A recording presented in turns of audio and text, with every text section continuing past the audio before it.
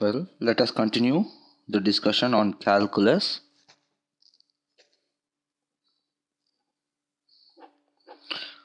In the last session, we saw what do we mean by Rolle's theorem. What was Rolle's theorem stating? Rolle's theorem said that if f of x is a differentiable function in a comma b interval, then and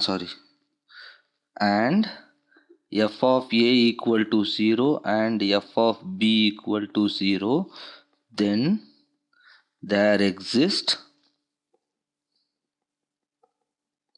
at least one c just a second. There exists at least one c such that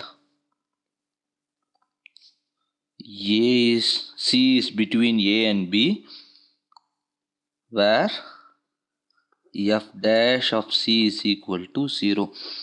And we saw that it is more common sense. What was the argument we made? F of x is a differentiable function. That means it will be having smooth change. This means it is having smooth changes. This in turn means no sharp change.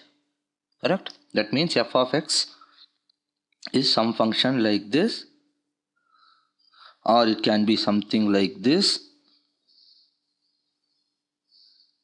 where at a and b, this is my b, this is my a, this can be f of x, or this can also be f of x, can be either among these type. F of a is 0, f of b is also 0. That means what? Somewhere the function has taken a U-turn. That means it will have either a maxima or minima, and both at that point, whether it's a maximum point or a min point, whether it's a max point or a min point, f dash of x will be 0 at this point. Correct? It will be 0 at here, as well as it will be 0 here also. So this is the c we are finding in the Rolle's theorem. Correct? Now let us see one more important theorem called the mean value theorem. This is the second very important theorem we are going to see. This again says the same thing in a different fashion. F of x is a differentiable function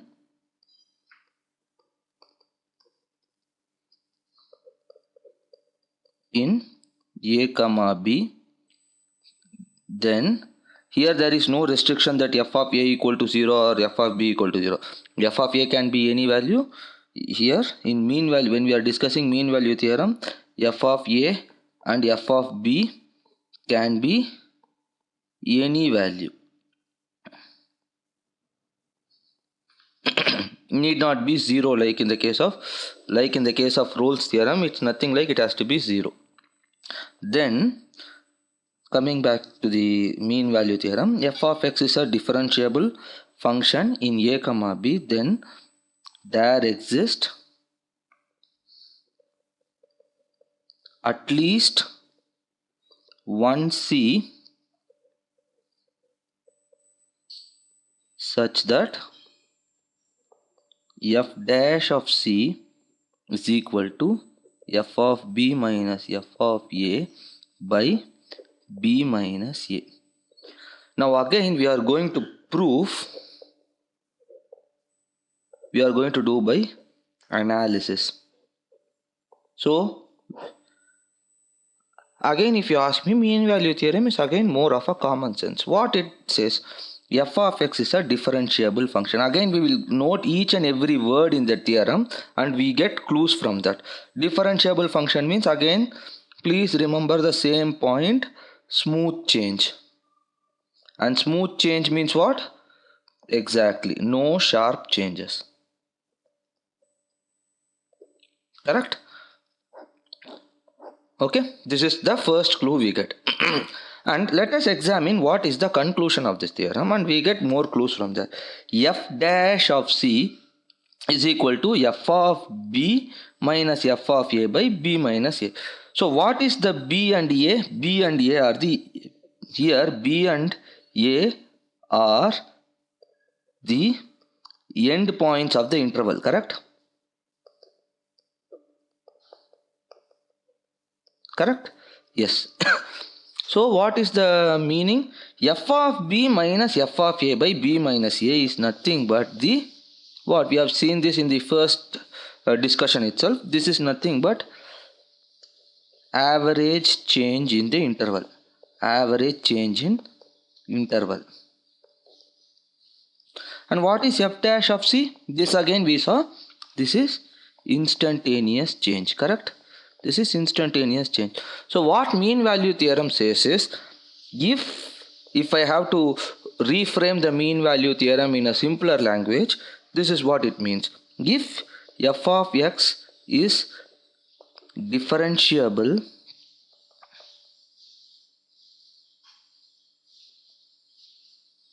in a comma b, then at least at one point instantaneous change will be equal to average change in interval. Let me write this here, in the interval.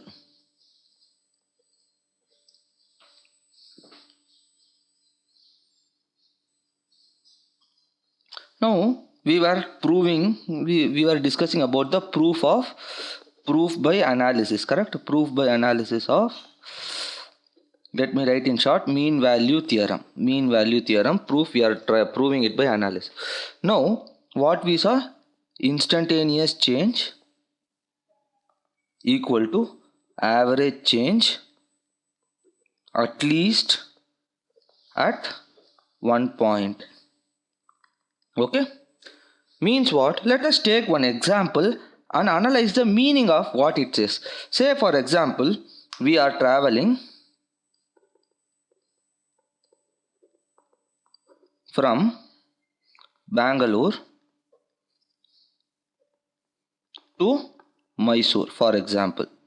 Okay, so when we are traveling, say for example, distance is 120 kilometers, time taken is say 3 hours. So what is the speed? Speed is nothing but, we have studied in our school days itself, distance by time. This is nothing but what? 40 kilometers per hour. Now when we travel, it is not that we will be maintaining 40 kilometers per hour continuously. In the highways, say for example, while traveling, actually we might travel in the city limits. Till city limit we will travel slowly. In highways we will travel fastly, correct? So here the speed might be less than 40. Here the speed will be greater than 40, correct? On the whole, the journey time is 3 hours, correct? But we have varied the speed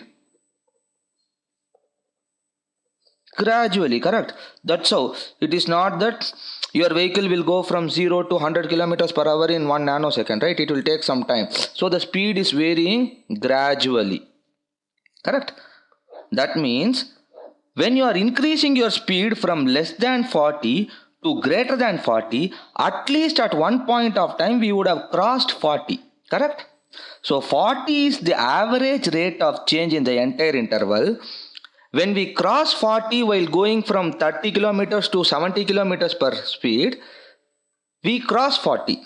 So that is that instantaneous change at that point. See, actually, if I plot it as a graph, let me say that the speed and the time. Okay, initially we were traveling at, let me take some values. This is 20, this is 40. Say, let me call this 60 and let me call this 80. Okay, let me call this 80. Initially we traveled at 20 kilometers, then we raised our speed to 80, and then we came back and we reached Mysore. Okay, so if I see at least at one point the average speed, what is 40, matches the instantaneous speed 40, correct? The instantaneous speed. This is the graph of instantaneous value, right? This is the instantaneous value. At every point, if I see, this gives me the speed at that point. That is the instantaneous value. So that is what is the mean value theorem saying. Correct?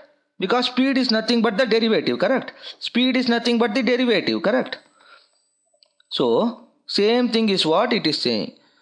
The average rate of change over the interval will match the instantaneous rate of change at least at one point. This is what mean value theorem says. Rolle's theorem and mean value theorem together form the basics of calculus. It's very important to understand this. Now let us solve some problems to enhance our understanding what all we have learned so far. First thing is f of x is equal to sine of cos x. Find f dash of x. Here what is given? This is a function of function. So we have to apply chain rule. That is, first we have to differentiate sine x. Sine of cos x first we have to differentiate. Then we have to differentiate cos x. Correct? This is what we have seen. Therefore, f dash of x will be, first differentiate the outer function, then we go in inner. That is, from outer function proceed to the innermost function. This is the rule. So the here outer function is sine x. So sine on differentiating will give me cos of cos x. And now we have to differentiate this cos x. Cos x will give me on differentiation will give me minus sine x. And this x on differentiation will give me dx. So the answer will be minus sine of x cos of cos x dx. This is the answer.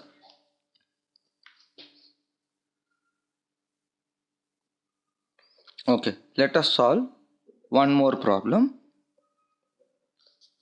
This is a more interesting one. 2y is equal to x square plus sine y. Find dy by dx. This is the problem. So now we have to find dy by dx. Correct? So let us differentiate both sides. Differentiate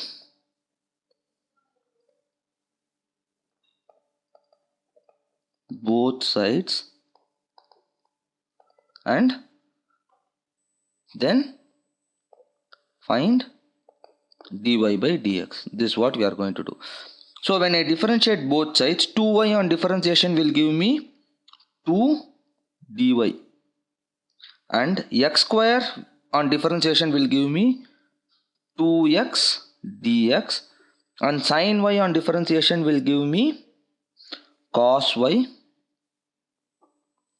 dy. That is function of function rule we apply here. That is the chain rule. Now group the like terms together. 2 minus cos y times dy is equal to 2x dx. Therefore dy by dx is nothing but 2x by 2 minus cos y. I am not teasing you guys by solving these type of problems, but these are very basics and it is very good to practice this problem on the first go before taking a bigger problem, so that we have a good brush up of our basics. Okay, now y is equal to sec x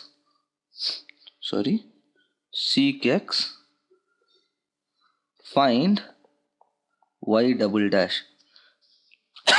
Here he is asking you to find y double dash. Y double dash means what?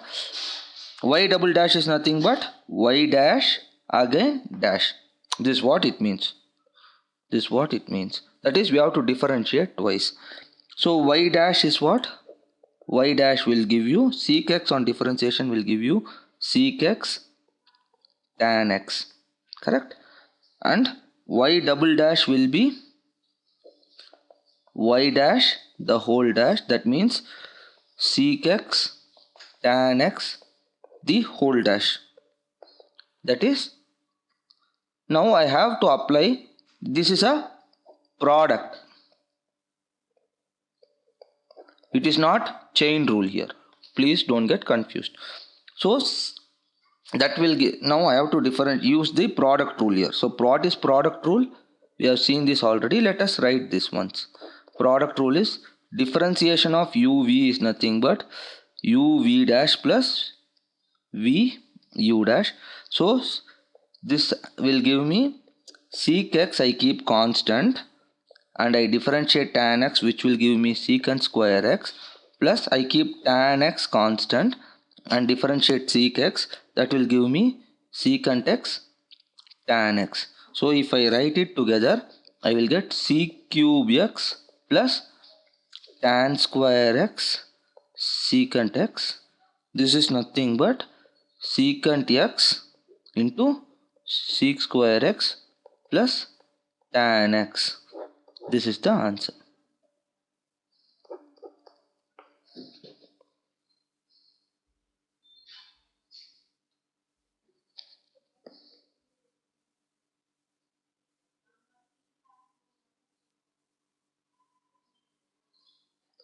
Now let us see some problems on, we will continue solving problem. Let us see some problems on limits and see how to proceed further with limits.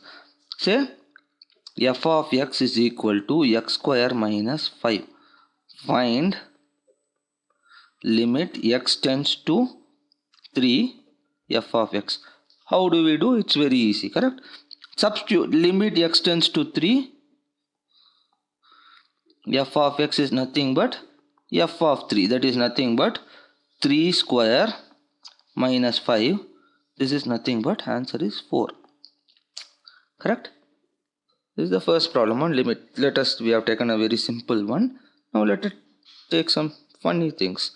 Now f of x is equal to 1 by x square minus 5.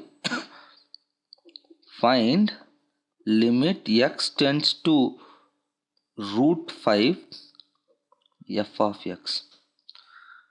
So again we take the same approach. Limit x tends to root 5 f of x is nothing but f of root 5. This is nothing but 1 by 5 root 5 the whole square minus 5. This is nothing but 1 by 0 equal to infinity. Now please note that this is the answer here. Okay, infinity is a very well correct answer. What are all the many people will take infinity. Please remember that getting infinity or getting 0 does not mean answer is wrong. Okay, 0 and infinity are very well determinate forms.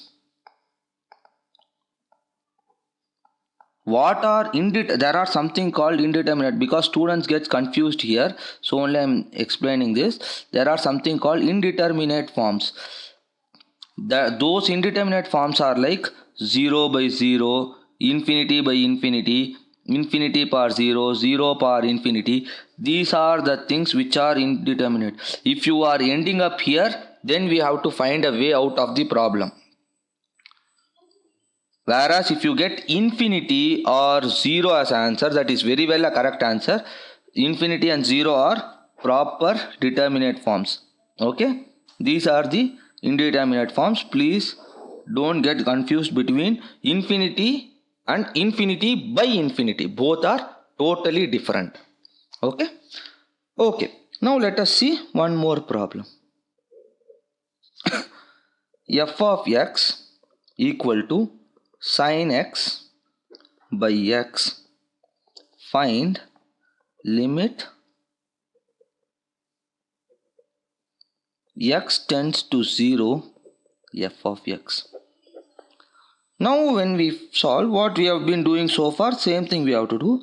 Limit the same way we will solve it. Limit x tends to 0 f of x is nothing but f of 0. This is nothing but sin 0 by 0. Sin 0 is 0 again. We get 0 by 0 form. This is a indeterminate form. Please note this. This is a indeterminate form. So, how to solve is the next question. The answer is apply L'Hopital's rule.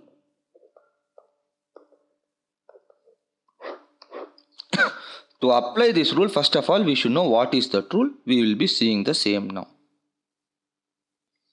So, we were talking about L'Hopital's rule.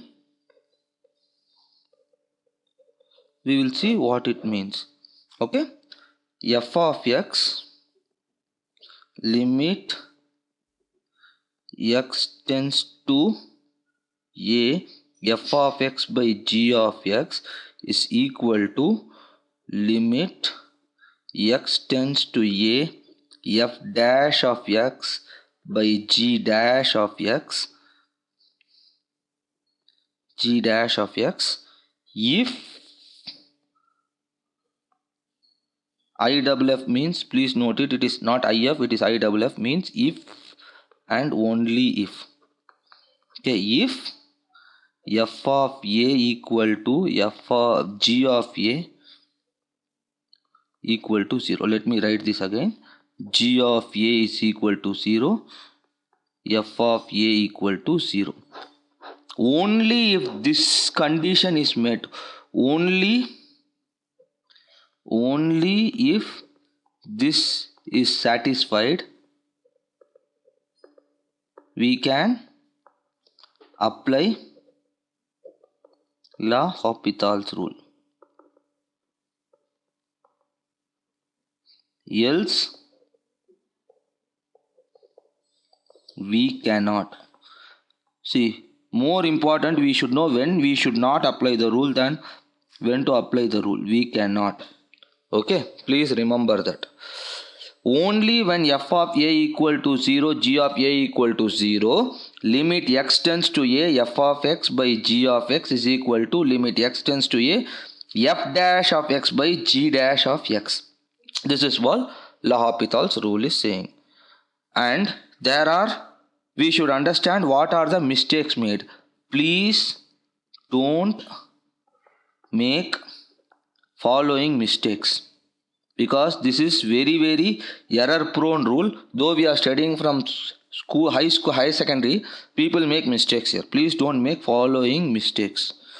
Let us understand what all the mistakes we should not make. This is very important. First thing is apply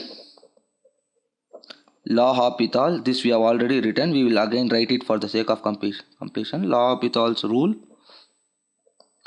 Only when f of x, f of a equal to g of a equal to 0. Okay. Second thing. Okay. Second thing. Else. First, let us complete this statement. Else, do not apply. Okay, this is the one.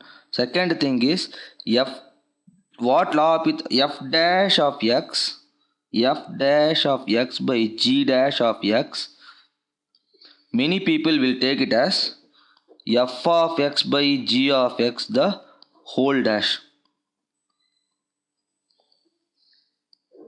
This is totally a blunder. Both are different. This is not at all same. This is a big blunder. Please don't do this. F of x by g of x the whole dash means we have to apply quotient rule here. Whereas here what we are doing, we are differentiating numerator separately and denominator, we are differentiating denominator separately.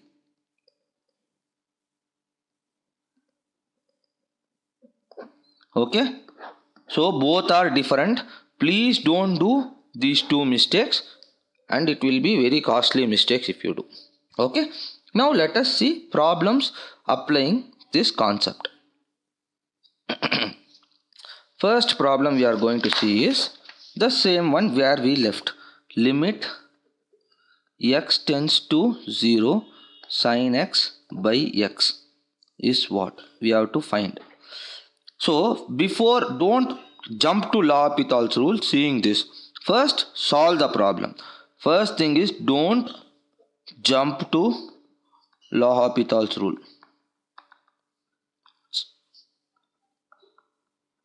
Check for applicability. What is the applicability condition? F of a equal to 0, g of a equal to 0. Correct? And here our a itself is 0. Correct? So first let us substitute the limit and check. So when I solve this limit, what will I get? Sin 0 by 0. Sin 0 is 0. This is 0. So we get the applicability condition is satisfied. Now I can apply L'Hopital's rule. By L'Hopital's rule, what we get? Limit x tends to a, f of x by g of x is nothing but limit x tends to a, f dash of x by g dash of x. If f of a equal to 0 and g of a equal to 0, where we are satisfying these conditions now. Therefore limit x tends to 0 sin x by x is equal to limit x tends to 0 what? Sin x dash by x. And what will I get when I find sin x dash? I will get cos x, and x on differentiation will give me 1, and still I will take the same limit x tends to 0. This will give me cos 0 by 1, which is 1 by 1, which is what? This is a very well determinate answer. Correct? This is a very well determinate. So therefore the answer is limit x tends to 0 sin x by x is equal to 1. This is very important to remember. Okay, let us enhance our understanding by solving problems. We will solve one more problem. Okay, let us solve this. Limit x tends to infinity ln of x by 2 root x. What is this? Now again I keep on repeating the same statement. Don't jump to L'Hopital's rule. First check for applicability. Okay, so what we do, we will check limit x tends to infinity ln of x by 2 root x is nothing but ln of infinity by 2 root infinity. This is nothing but ln infinity is infinity. Now I end up in infinity by infinity form, and remember L'Hopital's rule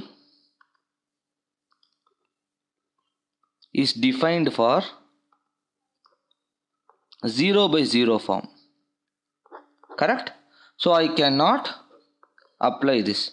I cannot apply L'Hopital to infinity by infinity. Is it so? Okay, let me open the secret here. Infinity by infinity form and 0 by 0 form are similar structures, similar forms. So we can apply L'Hopital rule to 0 by 0 and infinity by infinity forms only. We started with 0 by 0 and I added infinity by infinity. Now I am not going to make any more addition. These are the only two forms. These are the only two forms for which we can apply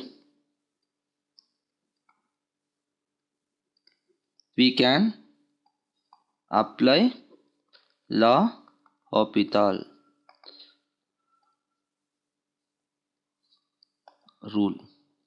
Okay, so again continuing from this step, we will get limit x tends to infinity ln of x by 2 root x is same as limit x tends to infinity ln of x the whole dash by 2 root x the whole dash. This is by L'Hopital's rule. I'll write the short form. LHR is L'Hopital's rule. Okay, so what is ln of x the whole dash? This is nothing but ln of x the whole dash is what I am differentiating this. I will get 1 by x. Correct? And 2 root x, if I differentiate, what will I get? 2 root x is nothing but 2 into x power n x power n. Differentiation of x power n is n x power n minus 1, right? So root x is x power half. So if I differentiate root x, what will I get? Half x power half minus 1. This is nothing but 1 by 2 root x. Correct? This is what we will get.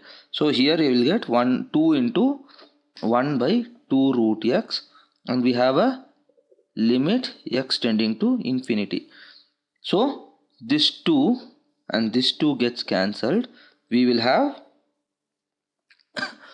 if I simplify, we will get root x by x. We have limit x tends to infinity here. Remember, we saw in the basic classical differentiation itself, as long as I don't substitute, as long as we are not substituting the limits, basic simplification is allowed, because simplification is allowed because x will take the value of infinity only when I substitute the limit. So this step will simplify like this. So it will become limit x tends to infinity root x by x will be becoming limit x tends to infinity 1 by root x. I can cancel 1. I can cancel and simplify this, and upon taking the limits, we get 1 by infinity, that is 0. This is very well a determinate answer.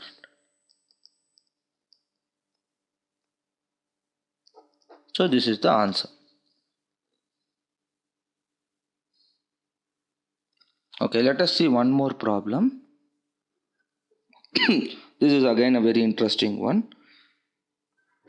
Find limit x tends to infinity x power 1 by x. This is the question. Sorry. This is the question. So first apply the limits and check. Applying the limits, solution. This is the solution. Applying the limits.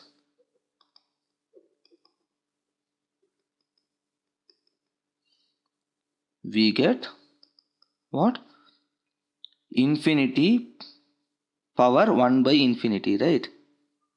This is what we get. That is limit x tends to infinity x power 1 by x is equal to infinity power 1 by infinity. This is nothing but infinity power 0. This is a indeterminate form.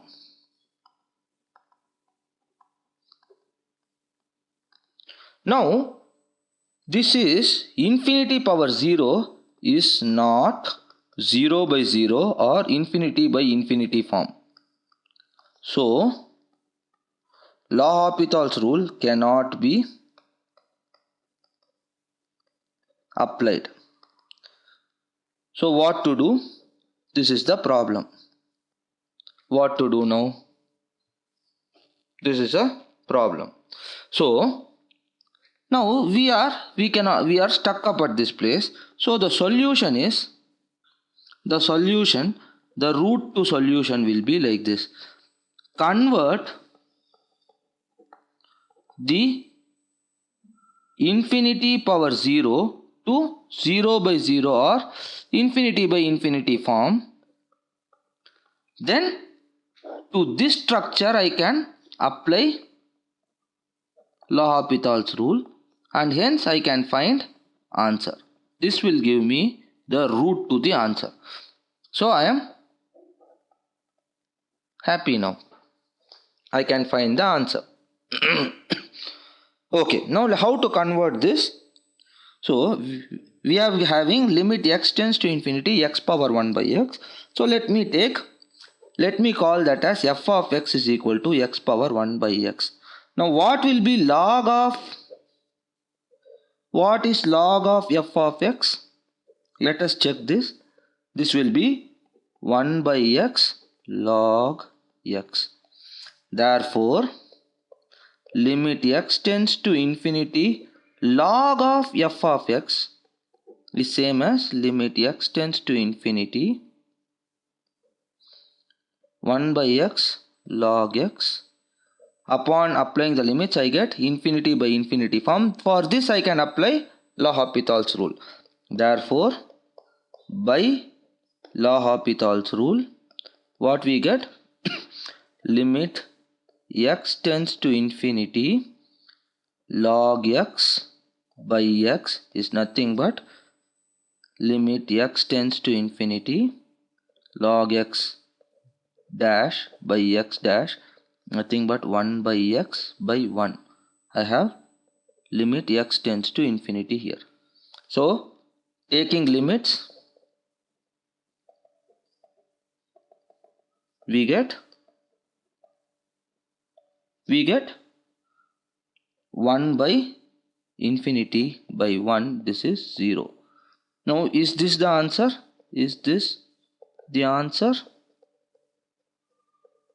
No. Please remember this. No. Why? I was asked to find what is the limit of this. But what we found the limit of this. That is, if I call this as say A, if I call this as B, I asked you to find the limits of A. We found the limits of B. Now we have to find the limits of A from using the result of B. So find the result of A from result of B. Okay, because this is what we want. So what we did? What is the relation between A and B? Log of limit x tends to infinity, log of x power 1 by x is nothing but 0, implies limit x tends to infinity, x power 1 by x will be e power 0, correct? By taking exponents on both sides. And what is e power 0? E power 0 is 1. This is the solution, because this is the solution for A, correct? So this is the answer. Please don't stop at